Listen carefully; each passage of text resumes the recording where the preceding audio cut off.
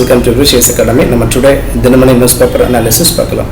First one, தமிழகத்திற்கு 3 மடங்கு அதிக நிதி, திமுக குற்றச்சாட்டுக்கு பிரதமர் மோடி பதில். ஸோ நம்மளுடைய பிரைம் மினிஸ்டர் நரேந்திர மோடி பாம்பன் பாலத்தை திறந்து வச்சுருக்காங்க. இந்த பாம்பன் பாலம் பொறுத்த வரைக்கும் இதோடைய டோட்டல் டிஸ்டன்ஸ் எவ்வளோ பார்த்தீங்கன்னா 2050 மீட்டர். ஸோ இதில் பழைய பாம்பன் சி பிரிட்ஜை பொறுத்த வரைக்கும் இந்த சி பிரிட்ஜை வந்து 1911 to 1913 கன்ஸ்ட்ரக்ஷன் பண்ணியிருக்காங்க. இந்த பழைய பிரிட்ஜை வந்து February 24, 1914 ஓப்பன் பண்ணியிருக்காங்க. இந்த புதிய பாம்பன் பிரிட்ஜை பொறுத்த வரைக்கும் இதை வந்து கன்ஸ்ட்ரக்ஷன் பண்ணது யார் பார்த்தீங்கன்னா ரயில் விகாஸ் நிகம் லிமிடெட். இதை வந்து 2019 கன்ஸ்ட்ரக்ஷன் பண்ண தொடங்கியிருக்காங்க. தற்போது இதை ஓப்பன் பண்ணியிருக்காங்க. ஸோ இந்த ஓல்டு பிரிட்ஜில் வந்து பார்த்தீங்கன்னா ட்ரெயினுடைய மேக்ஸிமம் ஸ்பீட் லிமிட் வந்து 10 km/h. பட் இந்த புதிய பிரிட்ஜில் வந்து 98 km/h ட்ரெயினால் ஸ்பீடில் போக முடியும். ஸோ இந்த புதிய ரயில் பிரிட்ஜில் வந்து பார்த்தீங்கன்னா 98 km/h ஸ்பீடில் போக முடியும். ஸோ இதெல்லாமே பார்த்துக்கோங்க.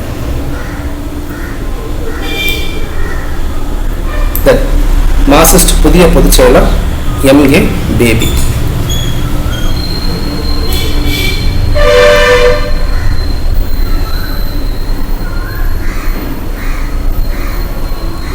நெக்ஸ்ட் ஒன், போர்ச்சுகல் ஸ்லோவாக்கியா நாடுகளுக்கு குடியரசுத் தலைவர் அரசு முறை பயணம்.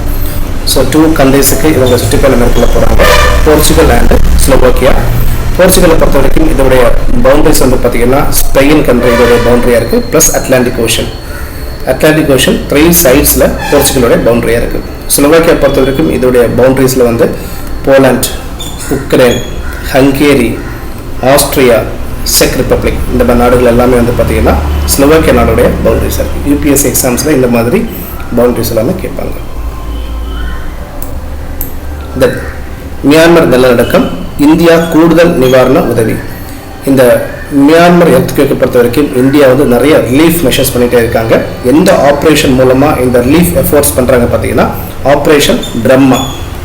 ஆப்ரேஷன் பிரம்மா இதை பார்த்துக்கோங்க.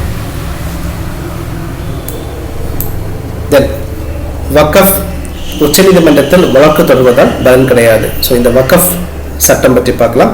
இந்த வக்கஃப் அமெண்ட்மெண்ட் பில் 2025 கொண்டு வந்தாங்க. இதை பார்லிமெண்ட்டில் பாஸ் பண்ணிட்டாங்க. இந்த வக்கஃப் பில்லை பொறுத்த வரைக்கும் இது வந்து 1995 கொண்டு வந்த வக்கஃப் ஆக்ட் வந்து திருத்தம் பண்ணுறாங்க. அண்ட் அதே மாதிரி 1923 கொண்டு வந்த முசல்மான் வக்கஃப் ஆக்ட் இந்த சட்டத்தை வந்து ரிப்பீல் பண்ணுறாங்க. ஸோ இந்த சட்டம் பொறுத்த வரைக்கும் இதில் வந்து ஒரு சென்ட்ரல் வக்கஃப் கவுன்சில் இருக்கு. இந்த வக்கஃப் கவுன்சில் வந்து பார்த்தீங்கன்னா புதுசாக 2 நான் முஸ்லீம் மெம்பர்ஸை கொண்டு வராங்க. 2 நான் முஸ்லீம் மெம்பர்ஸை கொண்டு வராங்க. இவங்களை வந்து ஸ்டேட் கவர்மெண்ட் நாமினேஷன் பண்ணுவாங்க. ஸோ இதுதான் வந்து பார்த்தீங்கன்னா மிகப்பெரிய கான்ட்ரவர்சியாக இருக்குது. அண்ட் அதே மாதிரி இந்த வக்கஃப் கவுன்சில் வந்து பார்த்தீங்கன்னா புதிய கம்யூனிட்டிஸ் ஆட் பண்ணியிருக்காங்க. போஹ்ரா கம்யூனிட்டி அண்ட் அதே மாதிரி அஹாகானி கம்யூனிட்டி இந்த 2 கம்யூனிட்டியும் புதுசாக ஆட் பண்ணியிருக்காங்க. அண்டு இந்த வக்கஃப் ஆக்டில் வந்து பார்த்தீங்கன்னா ட்ரிபுனல் இருக்குது. இந்த ட்ரிபுனலோட டிசிஷன்ஸ் எல்லாமே வந்து பார்த்தீங்கன்னா 90 டேஸுக்குள்ளாடி ஹைகோர்ட்டில் நம்ம அப்பீல் போகலாம். அண்ட் இந்த வக்கஃப் சட்டம் பிரகாரம் ஒரு நபர் வந்து ஒரு ப்ராப்பர்ட்டியை டொனேட் பண்ணுறாங்கன்னா அவங்க வந்து மினிமம் 5 years ஆகுது முஸ்லீமில் இருக்கணும். அண்ட் அதே மாதிரி அவங்களுக்கு சொந்தமாக ப்ராப்பர்ட்டி இருக்கணும். சொந்தமாக ப்ராப்பர்ட்டி இருந்தால் மட்டும்தான் பார்த்தீங்கன்னா அவங்களுக்கு டொனேட் பண்ண முடியும். ஸோ இந்த மாதிரி விஷயங்கள் எல்லாமே வந்து பார்த்தீங்கன்னா இந்த திருத்தத்தில் சொல்லியிருக்காங்க.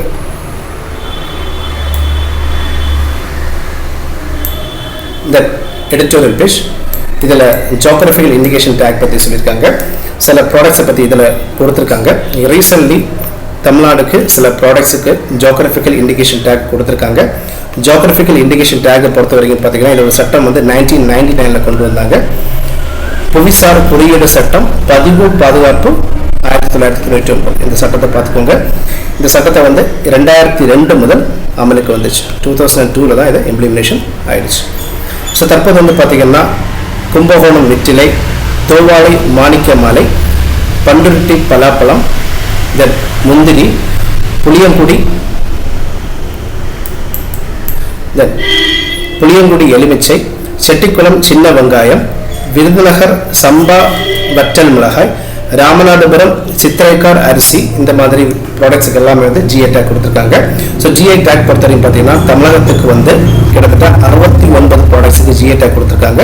பட் உத்தரப்பிரதேஷுக்கு வந்து பார்த்தீங்கன்னா 79 ப்ராடக்ட்ஸுக்கு ஜிஐ டேக் கொடுத்துருக்காங்க. ஸோ உத்தரப்பிரதேஷ் வந்து தற்போது ஃபர்ஸ்ட் பிளேஸில் இருக்குது. முதலாக எந்த ப்ராடக்ட்ஸுக்கு ஜிஐ டேக் கொடுத்தாங்க பார்த்தீங்கன்னா டார்ஜிலிங் இதில் கொடுத்துருக்காங்க. டார்ஜிலிங் தேயிலைக்கு வந்து 2004 ஜிஐ டேக் கொடுத்துருக்காங்க.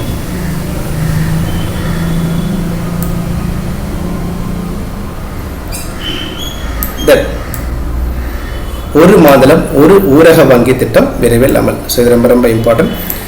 ஆர்ஆர்பி பொறுத்தவரையும் பார்த்தீங்கன்னா இந்தியா முழுவதும் தற்போது 43 ஆர்ஆர்பி இருக்குது. ஸோ இதை மாற்றம் பண்ண போகிறதா மத்திய அரசாங்கம் சொல்லியிருக்காங்க. இதை வந்து 28 குறைக்க போகிறதா சொல்லியிருக்காங்க. எந்த ஸ்கீம் பிரகாரம் பார்த்தீங்கன்னா ஒரு மாநிலம் ஒரு ஊரக வங்கி இந்த ஸ்கீம் பிரகாரம்.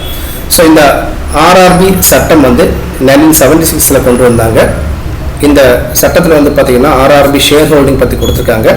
ஆர்ஆர்பி ஷேர் ஹோல்டிங் பொறுத்தவரையும் பார்த்தீங்கன்னா இதோடைய ஷேர் ஹோல்டிங்கில் வந்து 50% வந்து சென்ட்ரல் கவர்மெண்ட் ஷேர் பண்ணுறாங்க. இதோடைய 15% வந்து பார்த்தீங்கன்னா ஸ்டேட் கவர்மெண்ட் ஷேர் பண்ணுறாங்க. பாக்கி 35% வந்து ஸ்பான்சர் பேங்க் அதாவது கனரா பேங்க் ஷேர் ஹோல்டிங் பண்ணுறாங்க. ஸோ இந்த மாதிரி ரீஜனல் ரூரல் பேங்க் வந்து ஷேர் ஹோல்டிங் பண்ணுறாங்க. ஸோ இதில் வந்து பார்த்தீங்கன்னா ரீசன்ட்லி 2004 வந்து சில சீர்திருத்தம் பண்ணாங்க. அந்த டைமில் வந்து 196 ரீஜனல் ரூரல் பேங்க் இருந்துச்சு. அதை வந்து 43 குறைச்சாங்க. தற்போது இதை 28 குறைக்கிறதுக்கான பிளான்ல மத்திய அரசாங்கம் இருக்காங்க. அதிபர் ட்ரம்புக்கு எதிராக அமெரிக்காவில் போராட்டம். ஸோ அதிபர் ட்ரம்ப் அமெரிக்காவில் வந்து ரெசிப்ரோக்கல் டேரிஃப் இந்த மாதிரி ஒரு டேரிஃபை கொண்டு வந்தாங்க. இந்த டேரிஃப் எதற்காக பார்த்தீங்கன்னா நிறைய நாடுகள் வந்து அமெரிக்காவுக்கு மேலே அதிகமான டேக்ஸ் விதிச்சிருக்காங்க. இதை பேலன்ஸ் பண்ணுறதுக்காகவும் அதே மாதிரி அமெரிக்காவில் இருக்கக்கூடிய பேலன்ஸ் டெபிசிட் பற்றாக்குறையை வந்து பேலன்ஸ் பண்ணுறதுக்காகவும் தான் இந்த புதிய டேரிஃபை கொண்டு வந்திருக்காங்க. நிறைய நாடுகளுக்கு மேலே 10% கிட்டத்தட்ட 49% வரைக்கும் அதிகமாக டேரிஃப் விதிச்சிருக்காங்க அமெரிக்கா ட்ரம்ப்.